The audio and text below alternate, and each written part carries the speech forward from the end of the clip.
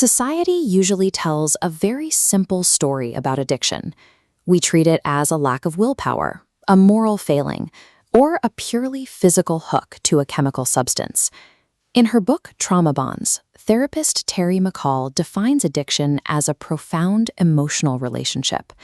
For someone carrying deep, unhealed pain, an addiction often starts out looking like a loyal friend. In a world that feels dangerous and unpredictable, a substance or a compulsive behavior offers immediate comfort and a reliable escape. This raises a difficult question. Why do people develop such an inescapable loyalty to the very things that are actively destroying their lives? To make sense of this destructive loyalty, we have to look past the visible symptoms of the addiction and uncover the hidden psychological engine driving it, the trauma bond. In a traumatized brain, the nervous system is trapped in chronic dysregulation.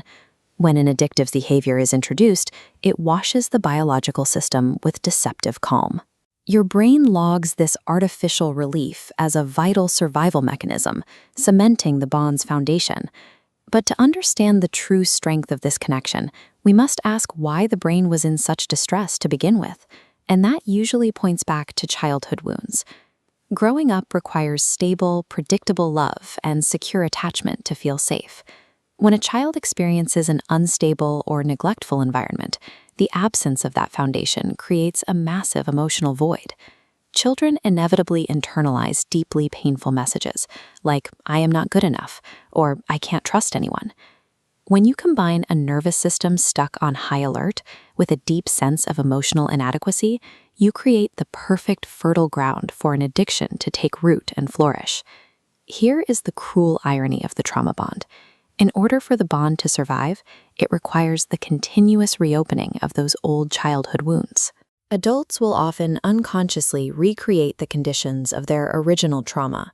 For example, someone who coped with abandonment early in life might repeatedly seek out emotionally unavailable partners. This repeating pattern naturally leads to further rejection or deep criticism, which generates an overwhelming spike of emotional pain. Unconscious re-traumatization leads to overwhelming emotional pain, driving the individual back to addiction for relief. Now, the addiction isolates and controls like an abusive partner, while simultaneously pretending to be the only savior capable of offering comfort. The trauma and the addiction feed into one another, creating a self-perpetuating closed-loop system. The very thing used to cure the pain continuously ensures the disease survives. This loop explains why simply attempting to stop a behavior or flush out a substance rarely works long-term. If the underlying trauma bond is left intact, the brain will eventually seek out a way to numb the unresolved pain. Dismantling this trap starts with reframing the narrative. When you recognize that addiction began as a misguided survival mechanism, you can begin to replace debilitating shame with genuine self-compassion. That self-compassion creates the space for the next crucial step, healing the inner child. This means the adult steps in to do the work the world failed to do. It requires actively providing yourself with the validation, safety, and secure attachment that you were denied in your youth. Addressing those emotional needs sets the stage for the final biological step, which is actively rewiring the brain's reward system. By building new, healthy tools for emotional regulation and forming secure, stable relationships, you slowly override the brain's desperate reliance on the artificial calm of the addiction. McCall's work highlights that addiction was a survival tool for an unbearable past, distinct from an individual's actual identity. By untangling the trauma bond, you can finally put that survival tool down.